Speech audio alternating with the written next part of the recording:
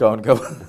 Okey Datuk Seri, yang ya itu merupakan dua tajuk yang kata cukup besar dalam bulan September ini, pelbagai orang kata reaksi dan perfokusan daripada situ. Rakyat ramai nak tahu. Itu cuma sikit dari segi orang kata perumahan di orang kata isu perumahan di Payajaran Datuk Seri. Ada netizen dan penonton bertanya, apa kesudahan minta orang kata ataupun ada peringkat orang kata mungkin PAS ataupun UMNO cuba selain daripada orang kata kita mengharapkan kerajaan tidak bertindak zalim, tapi tindakan di sebalik orang kata yang boleh mungkin ditawarkan kita kepada setakat jangka pendek, yes, kita boleh bantu. Ya. Bantu mereka dari segi perundangan misalnya. Ramai yang di kalangan pemilik geran tanah tersebut ingin membawa tindakan mahkamah dan sebagainya. Yang itu kita boleh bantu. Okey. Ya, dari segi short term. Mungkin dari segi guaman, bantuan keuangan, mungkin dapat kita buatkan donation dan sebagainya, mengutip donation dan sebagainya untuk mereka. Boleh kita lakukan. Tetapi untuk menamatkan cerita masalah ini, mereka mesti diberi rumah. Dan rumah tentu saja pihak kerajaan. Kerana masih ada lagi dalam 200 hingga 300 orang yang bakal rumah-rumah yang bakal dirobohkan. Saya difahamkan itu fasa pertama tu. Ada lagi beberapa tindakan lagi akan dilakukan. Dan isunya seperti saya kata tadi, untuk menyelesaikan secara tuntas, betul. Keseluruhan tuntas. Kalau nak menyelesaikan secara tuntas, maka kerajaan perlu menyediakan rumah dan menawarkan segera rumah untuk mereka berpindah. Seperti kata pengurusi jawatankuasa bertindak tu, hari ni dia offer kita, hari ni pun kita boleh ambil. Bukan free. Ya. Sewa pun. Mereka ataupun sanggup. Mana yang sanggup beli pun boleh beli. Rumah-rumah PPR, Selangorku, rumah Selangorku dan sebagainya boleh diberikan tawaran kepada mereka dan mereka sanggup berpindah. Kita faham bagi mereka, sesiapa saja takkan sanggup tengok anak bergelimpangan, tidur tak tentu hala dan sebagainya, keadaan sejuk malam dan sebagainya. Walau apa jadi pun, mereka mesti akan berpindah kalau diberi tawaran. Okey Datuk Seri, cukup orang kata pada awalnya cukup menyayat hati bila pukul 4 pagi kisahnya orang dah datang penguatkuasa pukul 7 pagi dah kejut orang untuk keluar rumah tanpa boleh ambil barang. Dan saya nak quote sekali lagi yang seperti mana orang kata yang Datuk Seri kongsikan tadi, maknanya bukan tidak pernah berlaku pengambilan tanah sebelum pada ini, tetapi dia ada prosedur yang perlu dilalui, maknanya orang kata diikuti seolah sebagai contoh perbincangan dengan tuan tanah dan sebagainya. Dan sudah pasti ini adalah orang kata satu cerita ataupun kes isu yang boleh kita nilai bagaimana kejayaan ataupun orang kata kegagalan sebuah kerajaan yang memerintah hari ini. Selain pada Datuk Seri, mungkin pada awal September hari itu, tapi saya nak berbalik kepada penyatuan dan ia kena direct kepada Datuk Seri. Datuk Seri berucap pada malam sebelum 14 hari bulan, pada 13 hari bulan tu dalam ceramah dalam satu ceramah bersama timbalan presiden kedua-dua parti, dan Datuk Seri mewakili dari segi Naib berceramah pada malam itu. Ada satu quote yang di-quote seolah-olah yang melibatkan perkataan halal. Pada keesokan harinya kita boleh tengok seorang yang berhormat daripada Kuantan. Saya ingat dia dah tak selamat disebabkan linas. Rupanya alhamdulillah nampak dia sihat dan dia maknanya orang kata dia ambil masa lah untuk dengar ucapan Datuk Seri, dan selang sehari selepas pada tu YB Kepong memberi kata dua untuk menarik balik ataupun mohon maaf ataupun berdepan undang-undang hanya disebabkan kenyataan Datuk Seri. Boleh jelaskan? Saya dalam ucapan tu saya sebutkan yang saya difahamkan bahawa itu jelas saya dengar dalam video tu. Saya difahamkan bahawa proses untuk mengeluarkan logo halal ini akan dipindahkan daripada JAKIM kepada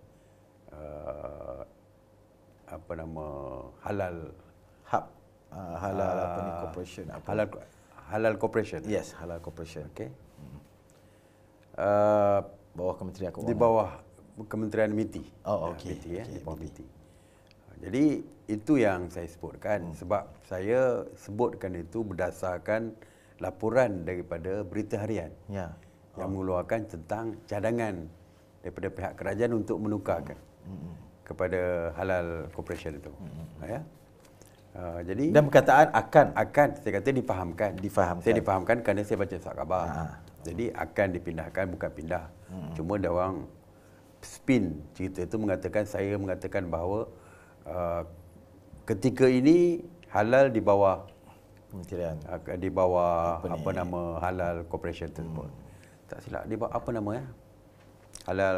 Saya pun mungkin saya pun tak boleh nak recall. Jadi itu saja isunya. Halal. Isunya itu saja.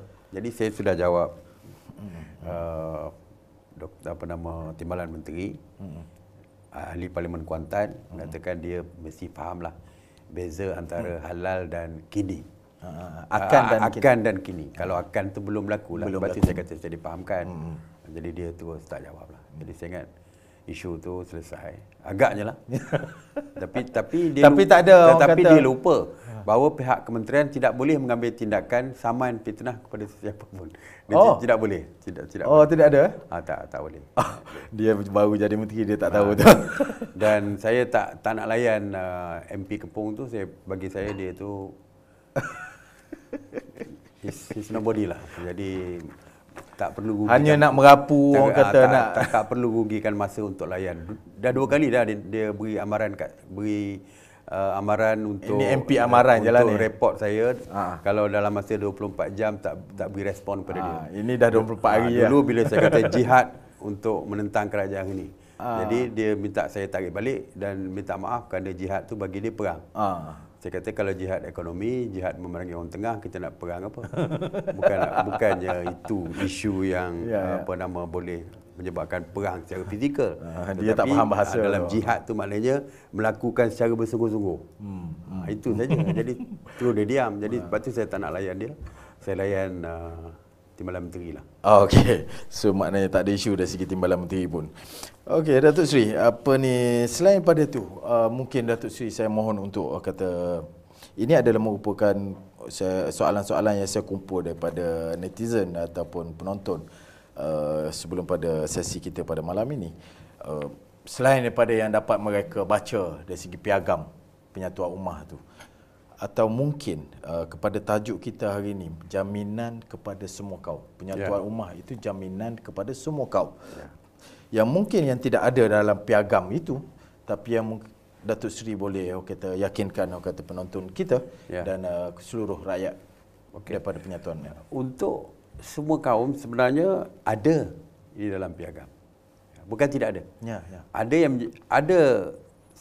yang menyebutkan bahawa kita akan menjaga kepentingan semua kaum dan agama di dalam negara kita. Dan piagam itu kalau kita lihat ianya merupakan satu kerjasama antara UMNO dan PAS. Sebab itu dipanggil ta'awun siasi. Jadi kerjasama. Kerjasama di dalam semua segi lah. Sama. Bukan setakat pilihan raya semata-mata, bukan difokuskan semata-mata kepada pilihan raya. Tetapi kerjasama dari segi di dalam mempertahankan hak kita. Bagi orang Melayu yang kini terlalu dicabar oleh pihak DAP dan sebagainya.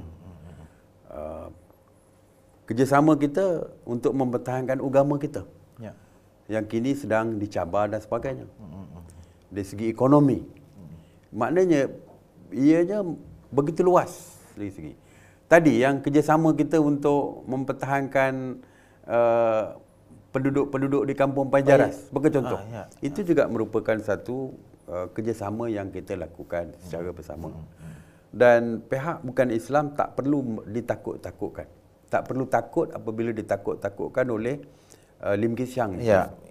Yang begitu dia dapat tugas gementar sekali dengan kerjasama kita. Mereka tak perlu rasa bimbang. Kita sebagai kalau kita lihat piagam ni antara orang Melayu dengan orang Melayu, ianya sepatut dianggap sebagai satu kerjasama nasional untuk kepentingan semua kaum.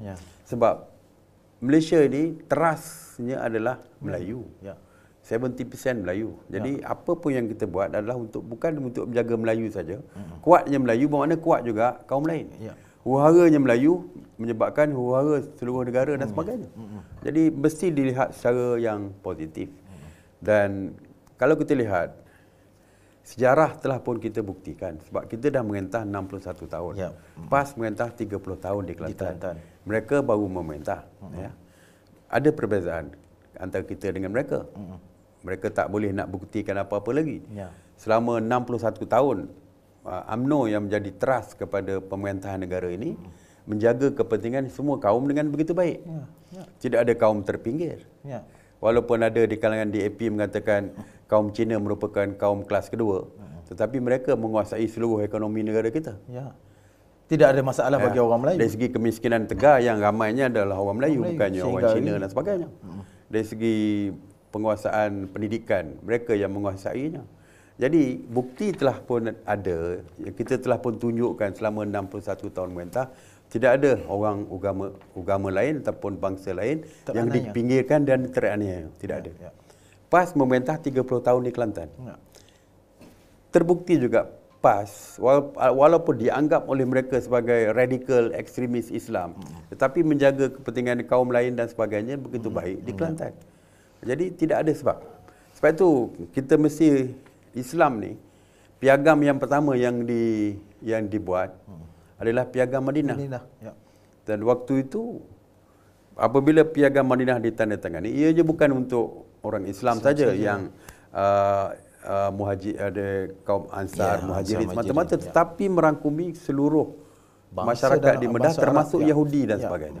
Jadi mereka tidak perlu bimbang kerana Islam merupakan agama perdamaian, pendamaian, dan agama Islam mesti melindungi kepentingan semua termasuk majoriti, minoriti dan sebagainya. Tidak ada siapa yang akan terlepas. Sepatutnya mereka bersyukur apabila UMNO dengan PAS mampu untuk duduk bersama dan menyatukan orang Melayu, padukan orang Melayu, kerana inilah yang akan menjadi kepada pemangkin kepada kemakmuran dan juga kedamaian di dalam negara kita. Jadi mereka tak perlu bimbang. Yang Lim Kit Siang bimbang adalah penyatuan ini boleh menumbangkan kerajaan mereka pada PRU akan datang. Itu yang dia concern. Bukan dari segi kepentingan rakyat dan sebagainya. Okey, Datuk Seri, kita dah diberi oleh penerbit tadi, maknanya kita tak punya banyak masa, tetapi saya nak pergi juga sebelum pada Datuk Seri buat kesimpulan keseluruhannya. Persepadanan semula. Ini antara yang ni Parlimen akan bersidang pada awal bulan 10 nanti, dan ada, walaupun benda tu masih belum diputuskan, tetapi ada usaha untuk melakukan persepadanan semula. Persepadanan terakhir yang kita buat ialah pada 2015 pada zaman BN hari itu, dan ada usaha yang melalui SPR. Bagaimana? Saya difahamkan, tidak tahu itu cadangan. Cadangan. SPR buat kajian. Kononnya ni orang sekarang ni nak saman. kerja kena saman je, lepas zaman je. Inilah beza antara demokrasi di bawah kerajaan dulu dan kerajaan ini.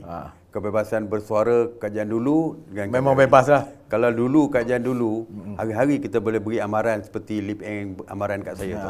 Sentuh je kajian, amaran. Dulu hari-hari amaran. Tapi tak pernah keluar amaran pun. Maksud kita lebih demokrasi. Hari ni nak cakap pun kena guna bahasa yang betul. Jadi cadangan yang saya difahamkan. Ada keluar dalam laporan. Ingat cadangan. Laporan media, ada cadangan dan juga pihak SPR sedang mengkaji untuk membuat persepadanan semula berdasarkan jumlah pengundi. Dia jumlah pengundi. Maknanya mungkin dia tetapkan katakan 50,000 ataupun 100,000 satu parlimen. Jadi kalau parlimen di Kuala Lumpur misalnya ada 500,000 satu parlimen ataupun 250,000 satu parlimen. Jadi mungkin dia akan pecah lah. Kalau 50,000 dapat 5 parlimen baru tambahan. Contoh. Ya. Contoh. Jadi kalau ini berlaku, saya percaya Parlimen Bandar akan bertambah dengan begitu banyak. Kuala Lumpur, dalam Selangor, Putih mungkin tambah 2-3 parlimen, Kepung 2-3 parlimen, di Pulau Pinang, di Ipoh dan sebagainya. Jadi akan bertambah. Jadi ini cadangan, dan kalau ini berlaku saya kira amat berbahaya sekali kepada semualah rakyat Malaysia dan sebagainya. Dan dulu apabila kita meletakkan kawasan luar bandar, jumlah pengundi yang sikit berbanding dengan bandar.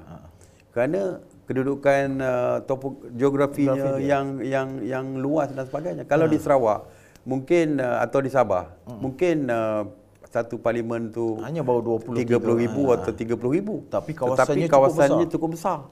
Mungkin seluas jarak daripada satu kalau tempat. di Kinabatangan tu sama besar dengan Negeri Pahang. Kalau kita nak jadikan sebagai 50,000 satu parlimen, mungkin besar. Dah jadi macam separuh daripada Semenanjung agaknya. Jadi tak boleh. Tak boleh. Sebab apabila parlimen terlampau besar, servis daripada logistiknya akan menyusahkan servis ahli parlimen kepada rakyat. Kalau parlimen terlampau besar, macam Bong, rakan saya Bong Mokhtar. Parlimen ni sebesar dengan Negeri Pahang. Dari hujung ke hujung, kawasan tapi pengundinya hanya sekitar 30,000. Mungkin. Macam perhubungannya sukar dan sebagainya. Kalau kita nak berdasarkan 50,000 contoh saya beri tadi, bermakna akan diperbesar. Adakah akan diperbesarkan lagi kawasan pelang raya tersebut? Lebih sukarlah untuk bong servis daripada this end kepada another end. Jadi sebab itu dulu apabila kita buat penetapan dari segi kawasan parlimen ni, bukan ambil kira daripada jumlah semata-mata. Tapi kena ambil kira dari segi kepentingan pengundi yang memerlukan khidmat daripada ahli parlimen dan sebagainya. Jadi semua perkara kita perlu tengok dari segi kedudukan topografi, geografi dia dan sebagainya, logistik dan semua kena ambil kira semua sekali. Tak boleh tengok tengah bandar kita tengok pengundi banyak, kenapa di tengah bandar sampai 200,000 satu kawasan parlimen, kenapa yang lain tu 30,000? Jadi tak boleh. SPR kena lihat secara menyeluruh. Jadi dan saya harap SPR tak payahlah nak memikir-mikir cadangan seperti itu. Kita boleh kekalkan apa yang ada pada hari ini. Adakah maknanya anda kata benar cadangan ini, adakah ia memerlukan orang kata 2/3 di parlimen dan sebagainya? Setiap pindahan perlembagaan kalau tanpa pertambahan jumlah parlimen, hanya persepadanan seolah-olah dicorakkan balik kedudukan itu. Saya percaya setiap perpecahan kawasan mesti dibawa ke parlimen untuk dan memerlukan 2/3. Alright. Baik Datuk Seri, kita dah sampai ke penghujung. Terakhir, pada pandangan Datuk Seri secara kesimpulan yang boleh dikongsikan dengan rakyat dan penonton, berapa lamakah kita dan negara kita boleh bertahan dengan kecelaruan kerajaan hari ini? Dari segi ekonomi, tambahan hutang terutamanya orang kata tambahan pinjaman dan berhutang daripada bond yang terbaru, bond samurai yang kedua, dan dengan skandal penjualan MyCard, macam-macam Datuk Seri, hubungan antara kaum yang menegang dan akhirnya dalam soal politik yang tidak menentu. Berapa lama lagi kita boleh bertahan dalam keadaan macam ni Datuk Seri? Ini soalan ni daripada penonton ni. Yalah. Soalan ni bukan dia orang dah tak macam soalan bila. Soalan ni bukan daripada penonton hari ni saja, tapi di mana-mana tempat kita pergi pun soalan yang sama, berapa lama lagi kita nak bertahan di bawah kerajaan seperti yang ada pada hari ini. Jawapannya agak sukar kerana ianya mesti bergantung kepada pilihan raya yang akan diadakan. Tetapi saya harap pihak kerajaan hari ini mampu untuk mendengar rintihan rakyat ini. Saya cadangkan supaya kalau boleh kita bubarkanlah segera parlimen hari ini, beri rakyat membuat pilihan baru. Ini pesanan kepada Perdana Menteri kita ni. Kepada Perdana Menteri dan kepada semua pihak kerajaan lah. Kerana rakyat memang tidak mampu lagi berada di bawah kerajaan pada hari ini, sama ada masyarakat di luar bandar, masyarakat di bandar, kaki tangan kerajaan. Siapa saja rakyat memang semuanya bila jumpa saya akan tanya, Datuk, bila lagi lah pilihan raya? Kita orang dah tak tahan dah ni. 2 hari lepas, Persatuan Pengilang jumpa saya. Persatuan Pengilang beras, kilang-kilang kecil di seluruh Malaysia dan juga di Kedah. Di Kedah itu Sino Malay. Sino Malay maknanya kilang Melayu dan Cina. Persatuan Kilang Melayu dan Cina di Kedah. Pun tak boleh nak tahan. Dan selepas ini beberapa lagi NGO akan jumpa saya. Persatuan Peladang akan saya jumpa, mungkin Persatuan Nelayan dan sebagainya, semua. Kerana semuanya menyuarakan pandangan untuk bilalah pilihan raya ni, kita tak tahan dah. Ini bukan retorik. Ini bukan. Jadi semua berpandangan yang sama. Jadi saya nak kalau mesej ini dapat didengar oleh pihak kerajaan. Kalau nak dengar suara rakyat, inilah masanya mendengar suara rakyat. Dan kalau boleh, eloklah dibubarkan parlimen, kembalikan kepada rakyat untuk membuat penentuan. Jadi kita harap kajian yang akan datang ni jauh lebih baik daripada kajian hari ini, terutamanya untuk menjaga kepentingan rakyat di seluruh negara. Panjangkan terus Datuk Seri pesanan kepada seluruh penonton daripada perbincangan kita pada malam ini. Saya harap penonton-penonton bukan setakat tanya, tetapi sudah boleh, kalau nak buat petition ke apa-apa pun, silakan. Silakan buat petition. Untuk kita sama-sama mendesak agar satu kerajaan baru, parlimen dibubarkan. Alright. Terima kasih Datuk Seri, kita 1 jam bersama dan sudah pasti kerana ikut banyak lagi soalan-soalan ini, tapi mungkin kita boleh ni kepada untuk segmen yang akan datang. Dan saya mengharapkan penonton-penonton jelas dan berkongsi perkongsian kita pada hari ini, terutamanya dalam kes Adib dan keduanya apa yang berlaku di Paya Jaras dan seterusnya. Pengharapan kita agar kalau soalan tadi daripada ramai rakyat tu bila lagi, dan tadi jawapan tadi Datuk Seri dah bagi, orang kata sebagai seorang ketua pembangkang, kita mengharapkan rakyat boleh mulakan petition, rakyat boleh mulakan orang kata untuk mendesak parlimen dibubarkan secepat mungkin, dan kita mengharapkan kerajaan yang baru yang jauh lebih baik, insya-Allah. Sehingga kita berjumpa lagi pada bulan harapan dalam segmen bicara ketua pembangkang, insya-Allah. Terima kasih sekali lagi Datuk Seri. Assalamualaikum warahmatullahi taala wabarakatuh.